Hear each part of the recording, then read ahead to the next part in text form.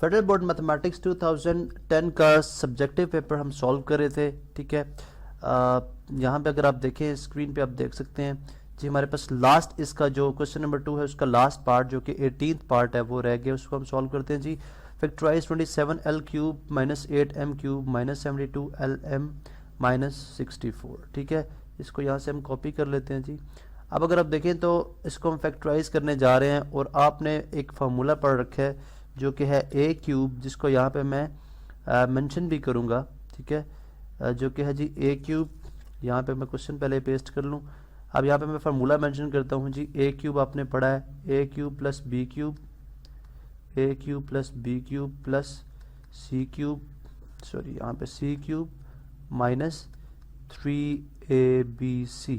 ठीक है, अब हम देखेंगे क्या ये जो हमारे पास ये जो पॉलिनोमियल लिखी गई है क्या ये इस फॉर्म में है या नहीं। ठीक है, अब हम देखते हैं जी कि सबसे पहले हम लिखते हैं जी 27 को मैं लिख लेता हूँ 3 का क्यूब, बिकॉज 27 3 का क्यूब होता है।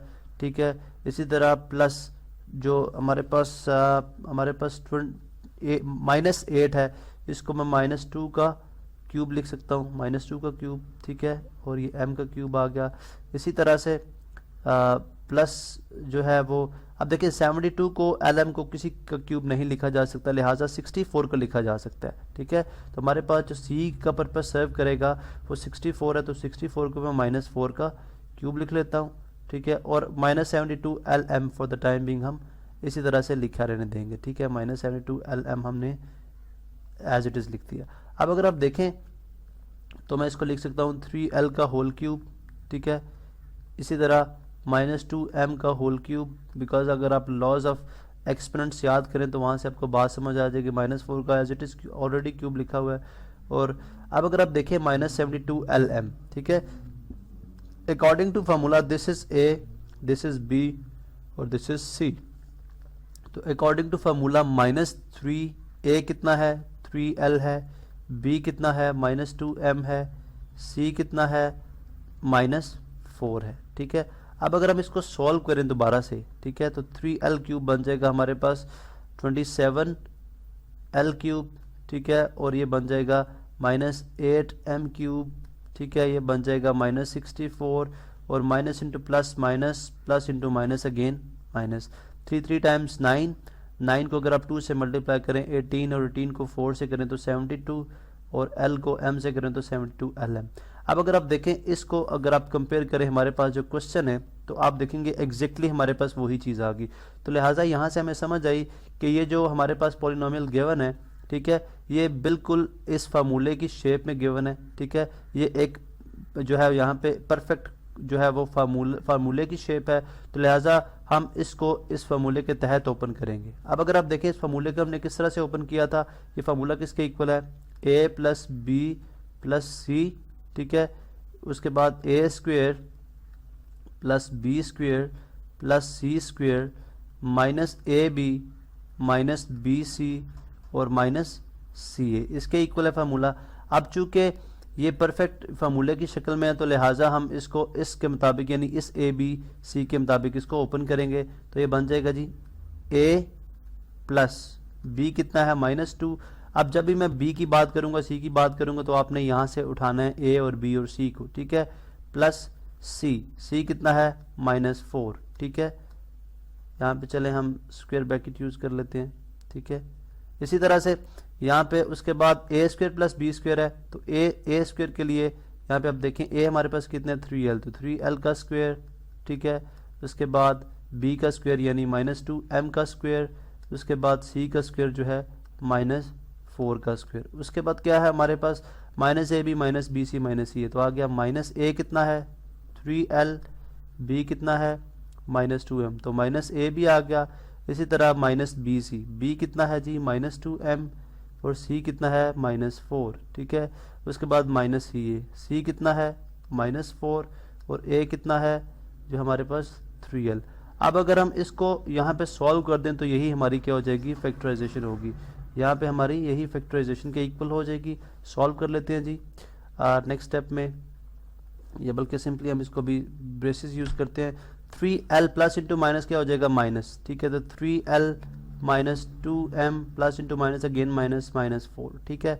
यहाँ पे देखें 3l का स्क्वायर 9l स्क्वायर, ठीक है, माइनस 2m का स्क्वायर प्लस 4m स्क्वायर, ठीक है, और प्लस 16 आ गया, ये minus into minus plus 3 2 6lm आ गया, ठीक है, minus into minus plus and plus into minus again minus, क्या आ गया माइनस 8m, ठीक है, और minus into minus plus 4 into 3 12l, ठीक है। यहाँ पे हमने इसको क्लोज कर दिया, यही हमारी क्या है फैक्टराइजेशन है और यही हमारा आंसर है। नेक्स्ट पे चलते हैं हम, सेक्शन सी जो है हमारा, ठीक है, ये हमने सेक्शन ख़त्म कर दिया, ठीक है। अभी हम सेक्शन सी की तरफ मूव करते हैं जी। सेक्शन सी हमारा है जी कि यहाँ पे आप स्क्रीन पे देख सकते हैं इसको कि attempt any 3 question, all question के इक्वल मार्क्स। फर्स्ट जो है हमारा आपके पास थ्योरम है, if 2 angles of triangle are congruent then the sides opposite to them are also congruent. अगर आप फेडरल बोर्ड की बुक थ्योरम के अंदर चले जाएं आपको वहाँ पे मिल जाएगा the line segment that joins the mid points of 2 sides of triangle is parallel to the third side, ये भी आपको मिल जाएगा। Prove that if any correspondence of 2 triangles 2 angles of ये ए एस ए पोस्टुलेट है यानी double S postulate है, ये भी आपको मिल जाएगा, ठीक है, उसी चैप्टर के अंदर मौजूद है, हम इस पे ऑलरेडी बात कर चुके हैं। यहाँ पे हम क्वेश्चन नंबर 6 को सॉल्व करेंगे जो कि हमने मीडियंस ड्रॉ करनी है, जो कि एक प्रैक्टिकल ज्योमेट्री से है।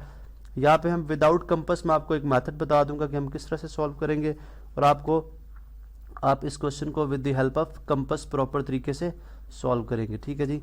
यहाँ पे एक क्वेश्चन है, बहुत आसान है, मीडियंस ड्रॉ करना मुश्किल नहीं है। सबसे पहले एक कंस्ट्रक्शन ऑफ ट्रायंगल रिक्वायर्ड होती है, एक्स वाई गिवन है 6.3 सेंटीमीटर, एक लाइन सेगमेंट ड्रॉ करेंगे आप 6.3 सेंटीमीटर का, ठीक है, एक्स वाई, ठीक है, इसको हम बोल रहे हैं जी एक्स वाई।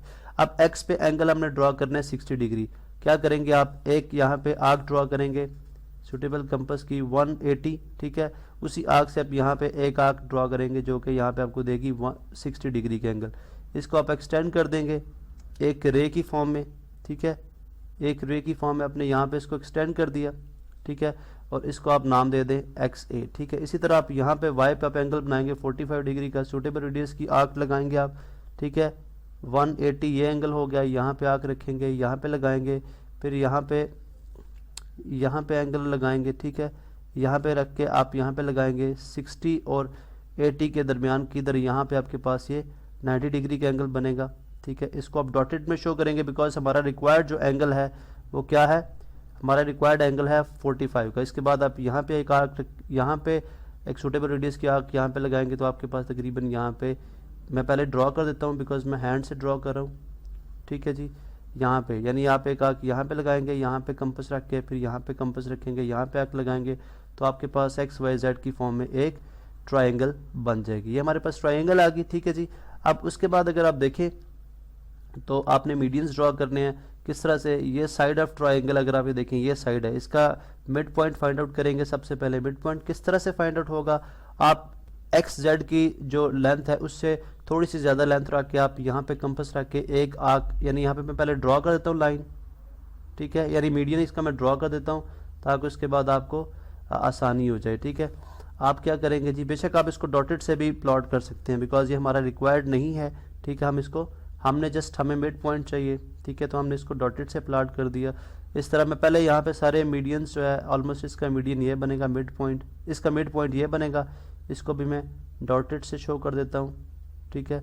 इसी तरह इस साइड का मीडियन जो है वो तकरीबन ये बनता है, इसको भी मैं डॉटेड, इस मिड पॉइंट सॉरी इसको भी मैं डॉटेड से शो कर देता हूँ। तो किस तरह से ड्रॉ होगा जी, आप XZ की लेंथ से थोड़ी सी ज़्यादा लेंथ रख के आप एक आर्क ऊपर लगाएंगे, ठीक है, इस तरह एक आप इस तरफ लगाएंगे, और इसी तरह उसी रेडियस की लेंथ के साथ आप एक आर्क यहाँ पे लगाएंगे, कंपास की लेंथ चेंज नहीं करेंगे कि यहाँ पे लगाएंगे, इनको ज्वाइन कर देंगे। आपके पास लेट सपोज ये A पॉइंट आ गया, इसी तरह यहाँ पे भी C प्रोसेस होगा, ये B पॉइंट आ गया और यहाँ पे C पॉइंट आ गया, ठीक है। अब आप जो मिड पॉइंट से आप इनके क्रॉसपॉन्डिंग वर्टिसेस के साथ ज्वाइन कर देंगे, जैसे आप यहाँ पे मैं रेड के साथ कर देता हूँ, A को आप ज्वाइन कर दें Y के साथ, ठीक है, इसी तरह यहाँ पे, ठीक है, A को हम ज्वाइन कर देंगे Y के साथ, ठीक है, X को ज्वाइन कर देंगे B के साथ, यहाँ पे अगर आप देखें X को हमने ज्वाइन कर दिया B के साथ और C को हमने ज्वाइन कर दिया Z के साथ। तो ये आप देखें, ये आप हमारे पास क्या आ जाएगा जी, ये तीनों क्या हैं, ये मीडियंस, अगर आप देखें तीनों के तीनों क्या हैं, कॉन्करेंट है। तो इस तरह से आप जो है वो मीडियंस ऑफ ट्रायंगल भी ड्रॉ कर लेंगे।